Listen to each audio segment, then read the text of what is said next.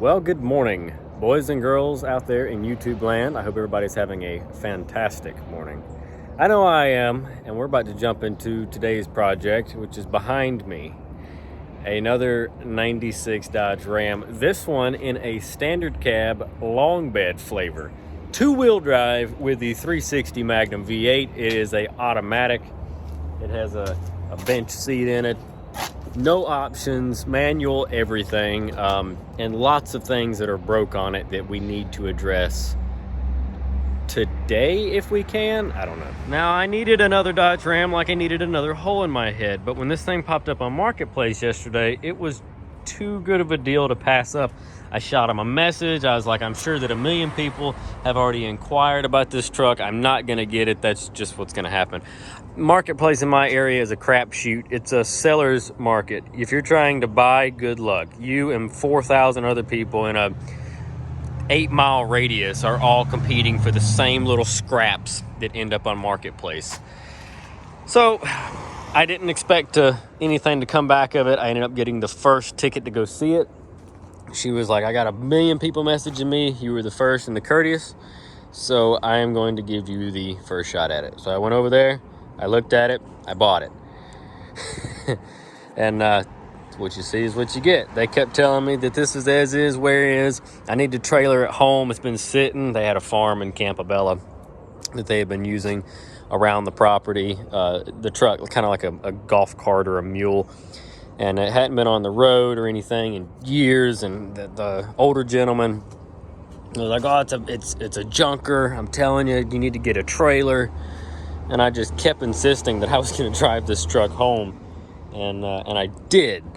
And he was very surprised, which I don't know if that's a good sign or not. But it did. It made it home. The transmission was rebuilt in 2015 is what he told me. But anyway, he wanted to point out all the broken stuff. So we're missing a knob, ripped up seat, headliner's missing. Got a bed liner. I have a tail light. I brought that from home because that one's shattered. I don't know if they just hit something with it or what, but I had this one. I think I've got another set of tail lights here too if this one doesn't match good enough. Yeah, see, the one's kind of red and the one on the left's kind of orangey.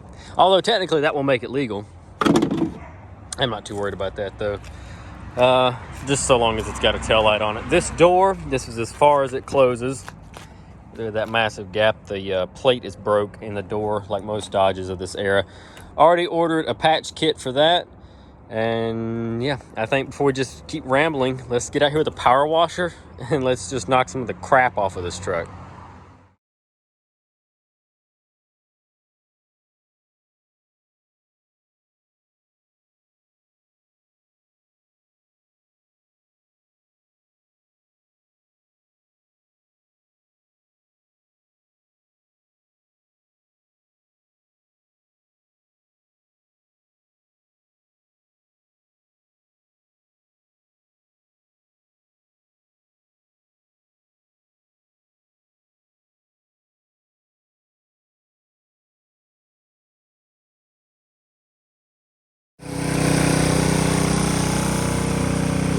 Didn't even see out this window on the way home yesterday. See how nasty it is? Let's bathe it.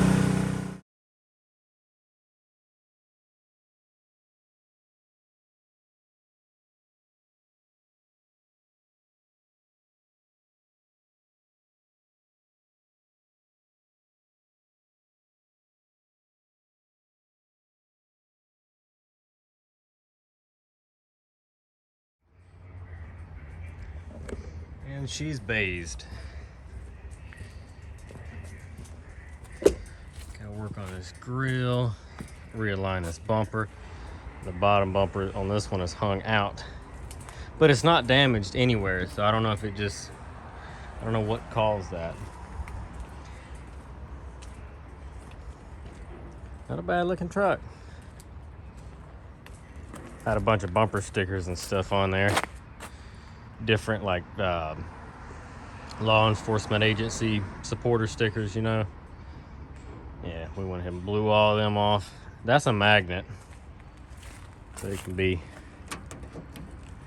picked off. I add this to my collection in the shop. Take it off the truck. Let's see.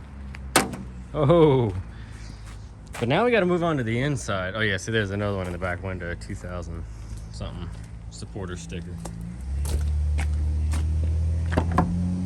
These doors have some sag. We're gonna fix that using the Camerata method. I'm sorry, folks, if you wanted to see me fix it the correct way. We ain't got time for that, not on this old truck. But there's also some electrical work to attend to where some squirrels ate on it. So let's pick something and start with that. So this is, of course, the Camerata method to fix your sagging doors on your Dodge. Hopefully my jack goes up high enough. No. Nope. Gonna need another block of wood or something. Got a couple more pieces on there now. Let's see if that's enough.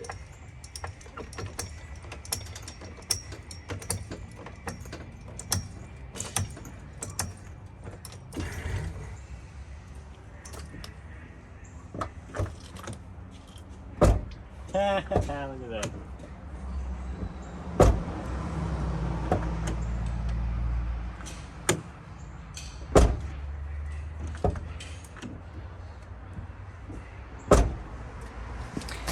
It's beautiful when stuff just works, isn't it? Okay, back on the Dodge again. Underneath the hood, we have some wiring we need to attend to. Hold on a second, right here, okay. There's a couple wires broken here that go to the brake booster, or that's more like the portioning valve looking thing. But anyway, yeah, so a couple wires that need to be fixed here where some rodents chewed through them. Luckily, all the wires are still in here, and they're all set different colors, so we can fix that. And then up here on the fender well, driver's side, all of these are ground wires coming out of this loom, and they didn't chew any of the regular wires in the harness. They only chewed the ground wires, and all those just go to a big junction box right here and ground to the frames. I don't know what all this is gonna fix, but we'll find out because the truck still runs. But let's just cut all these and solder everything together and make it look pretty. Or functional. Function over form. Had somebody show up for an oil change. Had to stop for a second. But I know this looks rough, but all these are still connected and have continuity, even though it's the sheathing that's been chewed. And then down there on that wire nut, because I'm a household electrician, I bonded the other grounds together, ran a new lead from there up here and added it. So we have ground now to all of that. Time to move down here to this sensor for the ABS. I'm going to cut this sheathing back some and start splicing all of these guys back together. And let's get on that. Unplugged the harness. I was able to pull it up a little bit closer. Soldered all them joints, they're ugly, and of course add a shrink tubing. So just gonna do the old electrical tape job on this for now, see if any of this works, takes care of some of the warning lights we had for the brakes. All right, let's see. We get in here and it plugs up upside down actually. Yep, okay, that's plugged in. And this sensor goes up here on top. And there we go. That should be fixed. Now let's see if we still have any warning lights on. All right, well, we still got a brake light on, but that's okay. We'll worry about that. The truck's new enough. I should be able to scan it, and it should tell me as long as it can physically tell me. So let's move on to something else. Let's get over here and figure out why we ain't got no tunage. I can hear the click, but nothing comes on, and we don't have a clock. So the clock is always supposed to be lit up in these, and the clock doesn't work either. I'd like to have some tunage if possible. So let's get into this fuse box over here, and I'll get a probe light. So as bad as it looks, I pulled the front cover off. I hate doing that on these Dodges because they're so brittle. This piece of dash was just sitting here. I'm hoping I can set it back into place. I've got a carpet cover to go on it for now until I can order another top. But I checked power. We do have power and we do have ground going to the stereo. So it looks like it's just a dead stereo. And I don't think I've got one of these early Chrysler stereos here with the two separate connectors. I'm going to check, but I don't think I've got one. That was a major flop. So the dash started falling apart again. I put it together the best we could. So let's move on to something else. So in the ashtray, we have the broken climate control knob. You can see it split. And thanks to my hoard of second gen Dodge stuff, I had another unbroken climate control knob. So let's see. There we go. These are cable actuated for the hot and cold, so you'll pretty much never break that. There's a vacuum diaphragm behind this, and those get dirty and don't switch, or the line breaks under the hood, which has not happened yet, because I could get this to move. I just couldn't do hot to cold. So now that should take care of all that. Let's fix something else. So here's something we can fix, the broken tail light, which I have a generic, probably like a made in China replacement tail light. Came off another truck I parted out years ago. These lenses are kind of orangey looking compared to the nice red of the originals, but I have this one here right now that is not broken. So let's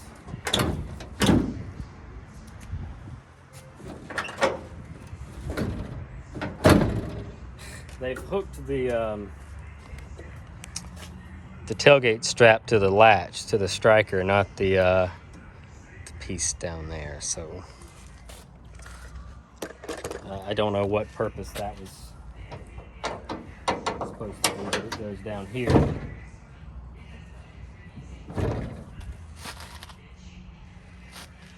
I don't think this is the correct tailgate strap for this truck. The tailgate still doesn't quite go all the way down.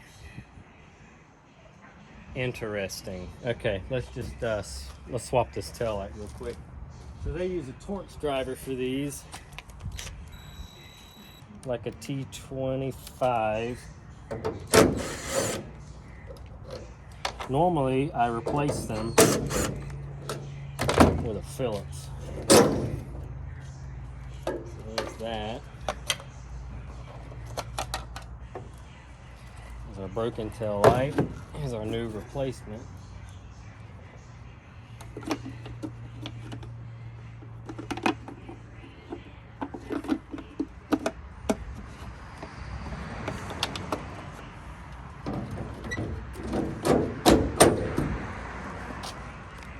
And I know the sun's directly on it, but we'll try to see if we can see it flash into the hazards.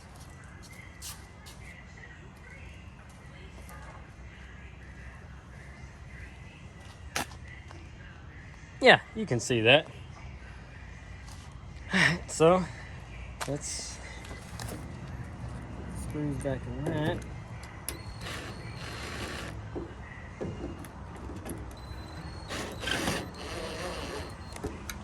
And it's going into plastic, and remember this is Chrysler plastic. So just spin them in, don't go cranking on it. They will break. Our tailgate shuts. Oh, look at this. Oh, come up. There you go. The tailgate top is flopping all around.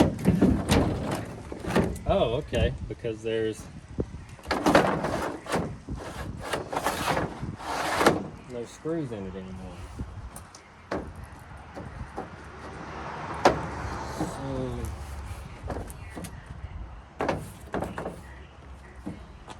let's go see if we got some screws. Got another car needs the bay for the moment, so I've got some awesome cleaner and some old shop rags, and we're just gonna give this thing a hose down. Try to get rid of some of that West Nile virus. And I mean, she's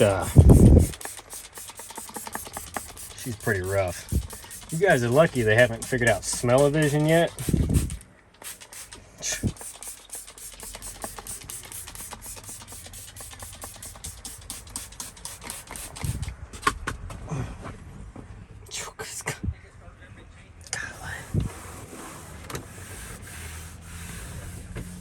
to get some of the big stuff knocked off.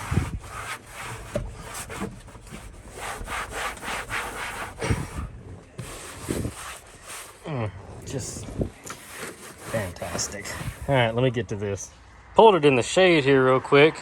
Now you can really see about that underbite I was talking about. So on the sides, you can see how far forward the bumper is under the fender. You can see that you can actually get your fingers underneath the headlight and looking straight down from the grill. Lots of space. So this bumper's tweaked outwards for reasons I'm not sure of, but you can adjust these. So if you've got a second gen and your bumper is like way too far under or way too far out, you can fix that. I don't know why people don't. It's not that difficult. And it makes the truck look a million times better. Better than any Cross Tour. Okay. So pop the hood on it, look straight down. And so this truck's got a little bit of rust in it, but it's not too bad. So you get 3 bolts here. They're actually nuts on the other side. It's got those lock tabs to hold them together. So you've got 1, 2, and 3, and then 1, 2, and 3 right there. You're gonna loosen those guys on both sides, and that's gonna allow you to adjust the bumper any direction you need it to go. So let's hit it with some lubricant and break them loose. With the bolts loose, it's actually, as soon as I started to loosen it, it moved, but you can see you have a ton of adjustment here. So we're going to pull the hood down and get an idea of where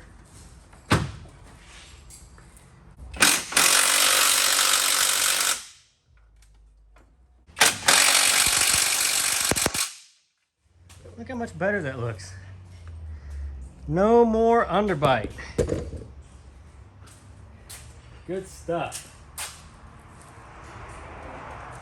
It doesn't take that long to do. Spider. Take it, spider. This thing has been littered in spiders, but like I said, look how much nicer all that looks. Much, much better. It's the little things. While we're on the front end, let's take all these wire ties off and see what's going on with this grill situation. 'Cause they have got some powerful rigatry at work here. I mean, there's baling wire and looks like big old brand ties to try to hold this thing on.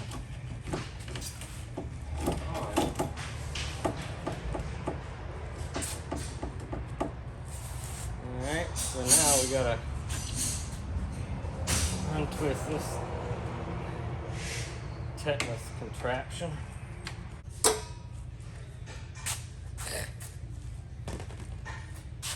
And another piece. This almost looks like a coat hanger. It's way thicker than baling wire.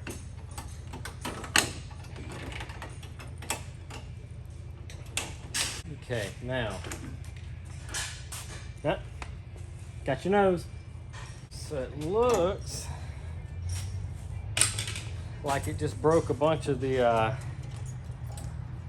plastic tabs that mounted on, and they just wanted to keep the grill on for aesthetics, which I can't blame a man for trying. I can blame him for how he tried, though. I mean, you know, you could have put a little more than just a quarter of your ass in it. We're gonna do a little more than half-assing it. So first off, you get all these little 8mm nuts up in here. Let's get those out of there. Get that broken plastic trim out. With the grill back on my way, it sits much more flush with the hood. Dead spider. No big gap. We had a huge gap before, and it kind of hung off the front of the truck. Now it's on there tight. What you do, because all of these are going to break. Don't even worry about these mounting tabs anymore. You can go through the edge of the honeycomb on the bottom portions where it will not show from the front, and wrap it around the metal framing with some zip ties. Pull it tight there. Same thing, the very bottom corner, through and under the bar, through and under the bar. Once again, those are not shown on the outside. They're covered by this, so you'll never know it's got zip ties holding it together. Same thing at the top through the 2 chrome slots on the honeycomb where it's not visible, and then again on the side. So I'm gonna put one more down here on this corner, and then that's gonna be a wrap. We'll be all locked and loaded with a nice tight grill, and then I'll trim off all the pieces. Got all the little zip tie tails trimmed off. You can see it's nice and sturdy.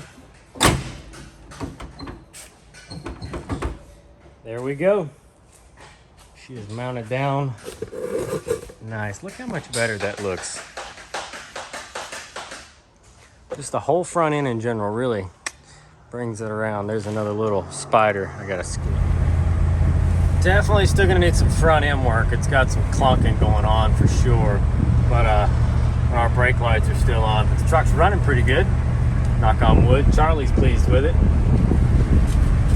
Ain't that right? So we're just gonna ride it on home. Ooh. Gonna ride it on home. See how the Oldsmobile. But yeah, we're just floating along. You hear that front end though? Yeah. Maybe jump on Amazon, see if we can find a front end kit. But it looks better. It's riding better. It smells better. We wiped the whole interior down.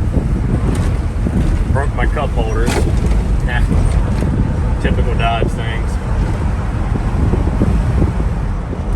Bunch of moo cows, Charlie. Did you see the moo cows? Oh, you're looking at the wrong side. That's just hayfield. He's enjoying the ride. Definitely a little noisy, but dash is rattling. Gotta love a second gen. Got ahead of myself today and almost didn't film anything on the truck, but drove it back to work. Underneath here I have a lot of crap on the camera lens. There we go. Underneath here I pulled the idler arm off. These are the studs that come out for it, and it attaches to the center part of the link here. And then over here is where the pitman arm connects from the box. The box is not leaking. I soaked it in penetrant where I just hammered off the idler arm, or the pitman arm. So now that that's finally off of there, we're gonna replace both of these pieces. I've got ball joints in my Amazon cart. I get some cash. I'm gonna have to order those, but the I didn't think they were quite that bad, but the pitman and the idler were junk and they were clanging all around, and I think the shocks are garbage. So I was able to get some shocks and some the idler and the pitman arm kind of on credit at the parts store. So this will at least hopefully shut the front end up a little bit. Like I said, I found a kit that's got this cheap Chinese stuff, but it's the upper and lower, all 4 pieces on Amazon for like 35 bucks. So I'm probably gonna do that in a week or so, get some cash. But for now, let's do this. And yeah, I already got these parts off. Let's put the new ones on. Dodge is back on the ground. Went ahead, threw some new shocks on there, just parts store specials. And got the new steering. Shut up, dude. What's wrong? Got the new pitman arm and idler arm on there. Got everything greased. Maybe now it'll ride a little bit quieter on the way home. On the highway with it, well, we've learned the steering wheel's a little tick to the left now, which means the alignment has been done multiple times with the steering starting to wear. So there's only one way to get that pitman arm on there, and I got it on there the right way. It's just turned to the left now. So I plan on putting some tie rods and stuff on it too, and then that means we're gonna have to do an alignment, which I kind of anticipated, no big deal. Charlie's throwing all my shit in the floor. And I washed the engine bay today too, because it smelled like rat shit. And I think I got some of the plugs and stuff wet. On another note,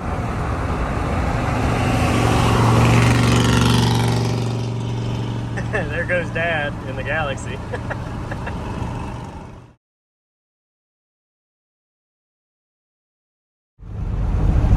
This is going to be day 3, I think, of this Dodge Ram.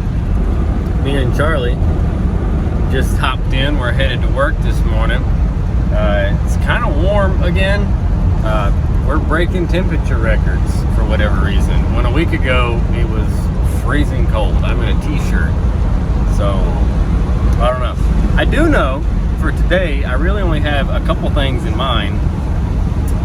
The door striker patch kit thing comes in today, so we can put it on the truck and hopefully fix this driver door.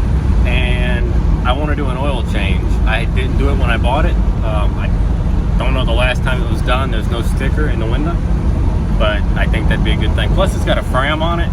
I really want to get that Fram off of there. So that's probably the only thing I can think of today, unless I think of something else while I've got it at the shop today. I don't know. Anyway, me and Charlie are enjoying the ride to work now that it's a whole lot smoother and a whole lot quieter. We did find something to do with the Dodge on day 3. Scrap from the shop, just a bunch of miscellaneous crap, old barrel, some rotors and stuff. Our local place doesn't separate anything from heavy and light iron like this, so it's all just regular junk. But we've been cleaning out the building, getting rid of some old oil containers, and then all this crap was just piled up on some different shelves, taking up a whole bunch of good space. Tell him, Charlie, good space wasted. So not even squatting. It's probably not 300 pounds, but it's enough. So let's take her across the scales and see what we got. We're unloaded at the scrapyard. Bunch of junk here today, nothing good. What do you think about it, Charlie? Let's go back across the scale. Need the sticker in a minute. Yeah, he'll need the magnet. Yeah, look at the magnet. We'll see how many monies we don't get. Dad says $29. I'm saying 21. Charlie? Kibbles. 49.40 is what we're coming out Charlie at. said it's just kibbles to him. It's kibbles. 49.60 is what we're waiting at. And she's got us. I didn't even see how much we had coming in. I didn't either. I forgot to look. So you were the closest without going over. At $31. Check that out. 31 big Daleros. There's 2 5s there. Just for junk lantern? Just for some junk lantern. That's more than I thought it'd be for sure. That's gas money. Gas money. Another day in the books for us. Headed home. Go Dodge. Hopefully we've got a new door striker at the house to put in it, Charlie. He's not impressed. I'm hoping we got just enough daylight left and camera light to do this with. Charlie, what do you think? He doesn't care. We just got home, and inside this big box from the Jungle website, there's a smaller box from the Jungle website. And inside this smaller box is my plate. And this is the striker panel repair plate for this dirty Dodge Ram. So there's my other dirty Dodge. Here's the new-ish dirty Dodge. And this is the panel that goes here to repair that, except it looks like, according to these slots, they sent me the wrong one. So these are supposed to be flipped the other direction, which is great. I'm gonna go see if I actually ordered the wrong one or if they sent me the wrong one. After looking back at the Jungle website's information, it turns out they did not specify anywhere, but they showed a picture of the driver's side, but yet it doesn't actually specify which one you're gonna freaking get. So I think it looks like it's just the reverse of the other side, besides the screw holes being countersunk. So I think what we're going to do is just attempt to put this on this way and see if the screws are indeed in the way. And there goes some meth head down the road and some raggedy ass Honda Accord. There he goes again. Anyway, let's see if it will indeed work putting it on backwards, or if the screws will contact the door frame before it closes. I don't know if that's true or not. We're just gonna see. Let's find out. On the door, it's a T30, and they gave you replacement bolts with a longer head on them, or a longer shaft on them. They're also a T30, which that part is at least nice. I think what I'm gonna do is try to loosen these up and then pull all but the top one off, just in case the door striker decides it wants to fall down into the door. It'll be held up with this one up here, and then I can put the plate on crooked and get a bolt started and then swing it up. Or maybe I'll do the opposite. Maybe I'll take all but a bottom bolt out and start the top one first. I don't know. I'm gonna do all but one of them, because I don't know if this striker... Oh, there's the bolts that came out. How much longer are the... Really, dude? Come on. Damn it. So professional. Much videography. Wow, they're like maybe a thread longer, which I guess that would be fine to make up for the difference in the new plate. Okie dokie. Let's get them off. See if this works. Oh yeah, I'm definitely gonna leave. Definitely gonna leave one bolt in there, or this is gonna fall into the door, and I'm pulling off the door panel. And I'm kind of lazy tonight. I don't want to do that. I just want to swap it out, just like that. I just like to say on record, that is a pain in the ass. So yes, the bolts they do give you are slightly longer, but they are so just, the amount of difference in length is just not enough. Anyway, with enough finagling and swear words, you can get the passenger side on the driver's side. And it's all bolted in. It doesn't look real pretty because the door is all mangled behind it, but the whole goal is to pull this lock assembly back out. So if it worked, thank you, Jesus. Look at that. Fully closed. How about that?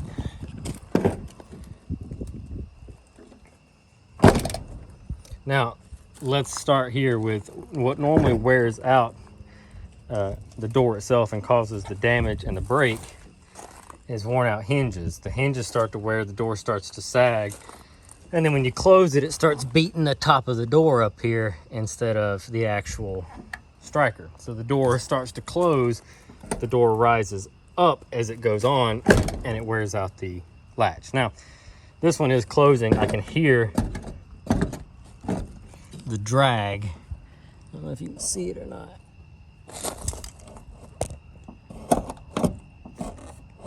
Ever so slightly. There's a little bit of drag, but that closes so easy.